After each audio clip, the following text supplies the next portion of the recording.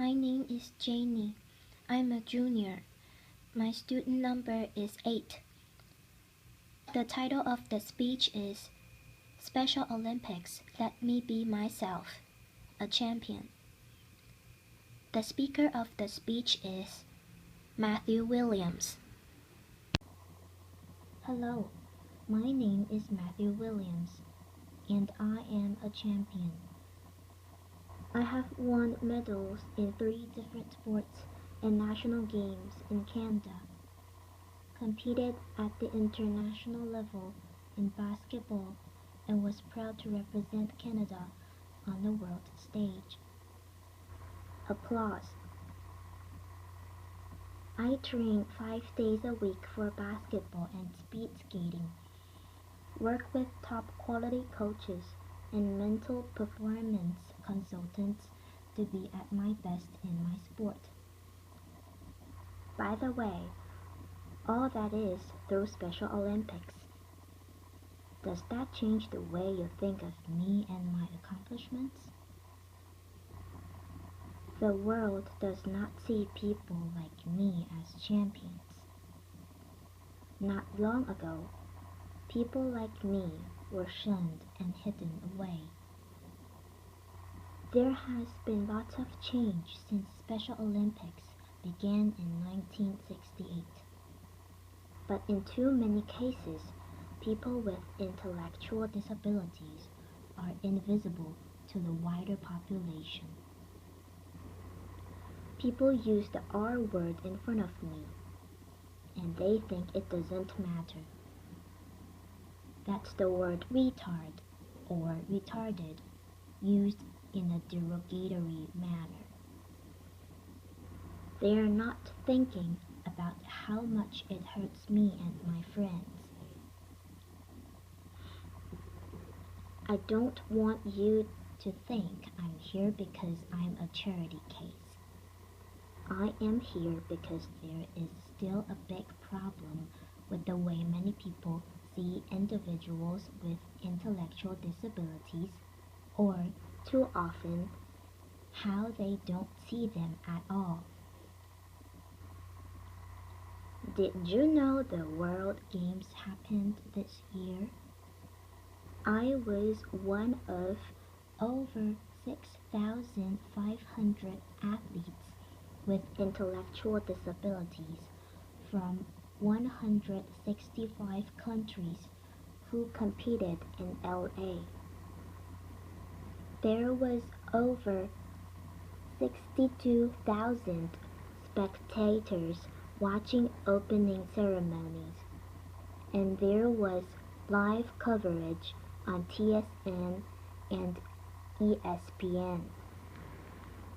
Did you ever know that happened?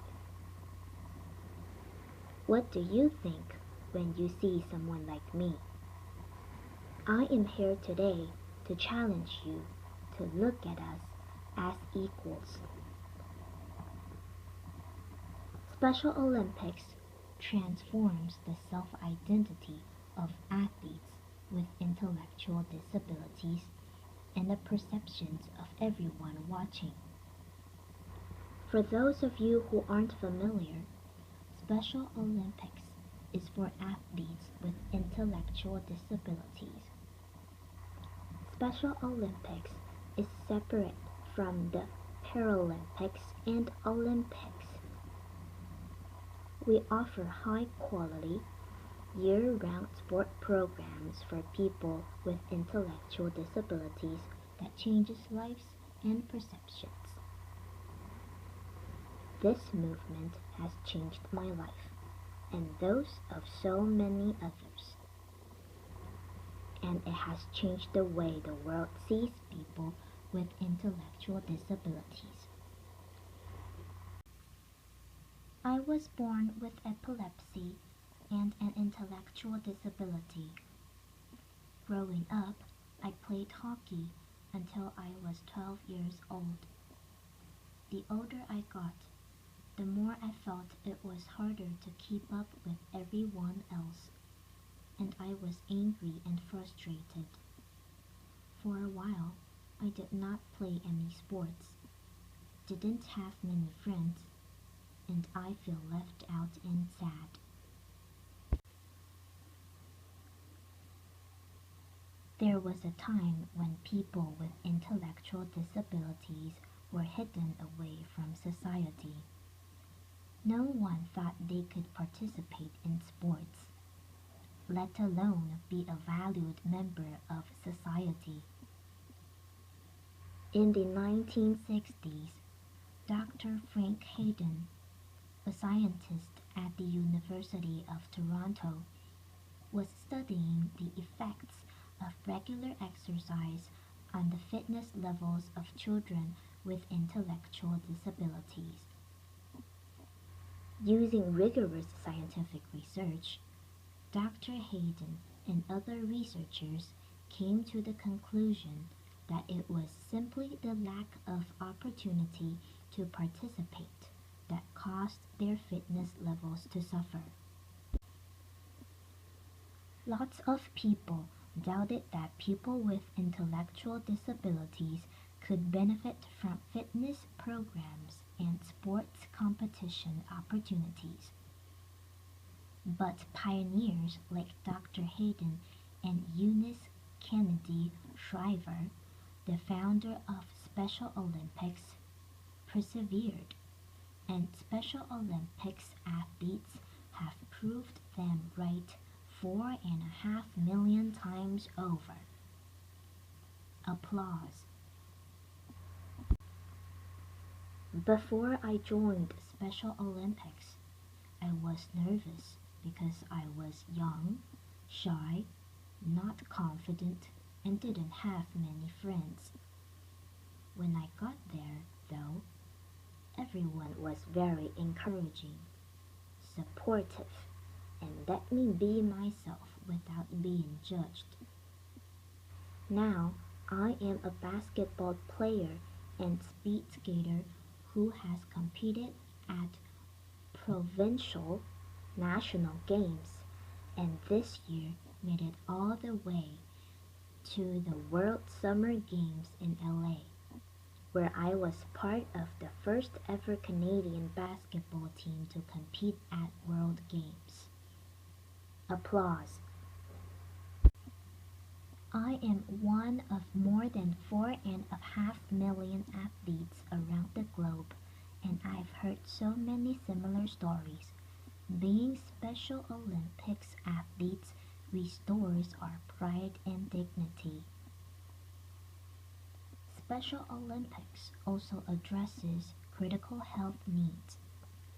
Studies have shown that, on average, men with intellectual disabilities die 13 years younger than men without, and women with intellectual disabilities die 20 years younger than women without.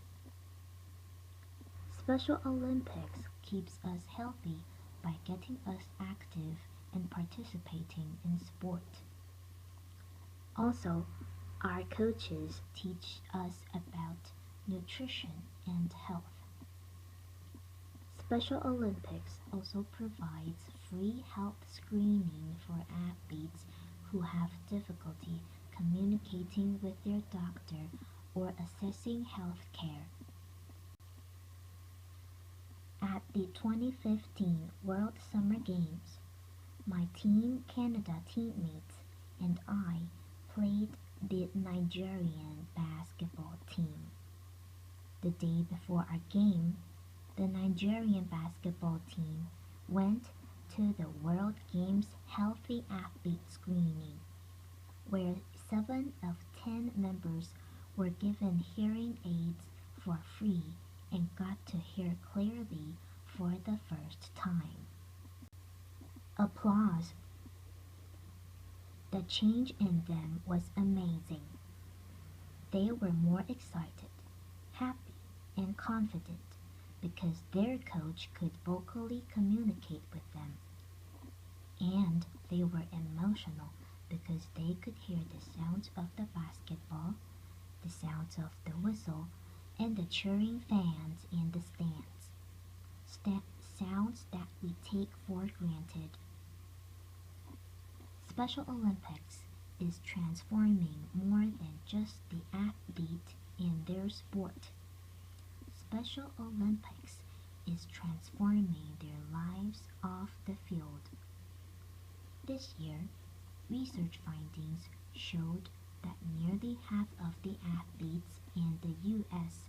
don't know a single person with an intellectual disability, and the 44% of Americans who don't have personal contact with intellectual disabilities are significantly less accepting and positive.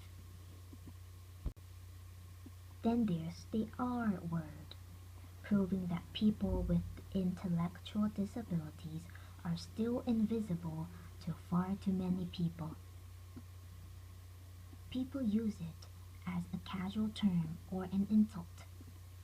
It was tweeted more than 9 million times last year, and it is deeply hurtful to me and my 4.5 million fellow athletes around the planet. People don't think it's insulting, but it is.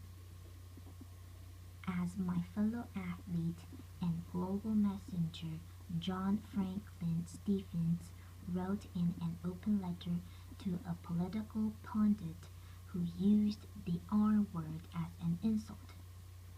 Come join us someday at Special Olympics. See if you walk away with your heart unchanged. Applause. This year, at the 2015 World Summer Games, people lined up for hours to get into the final night of powerlifting competition. So it was standing room only when my teammate Jackie Barrett, the Newfoundland Moose, deadlifted 655 pounds and lifted 611 pounds in the squat. Applause. Setting huge new records for Special Olympics. Jackie is a record holder among all powerlifters in Newfoundland, not just Special Olympics, all powerlifters. Jackie was a huge star in LA, and ESPN Live tweeted his record-breaking lifts and were wowed by his performance. 50 years ago, few imagined individuals with intellectual disabilities could do anything like that. This year, 60,000 spectators filled the famous LA Memorial Coliseum to watch the opening ceremonies of World Games and cheer athletes from 165 countries around the world.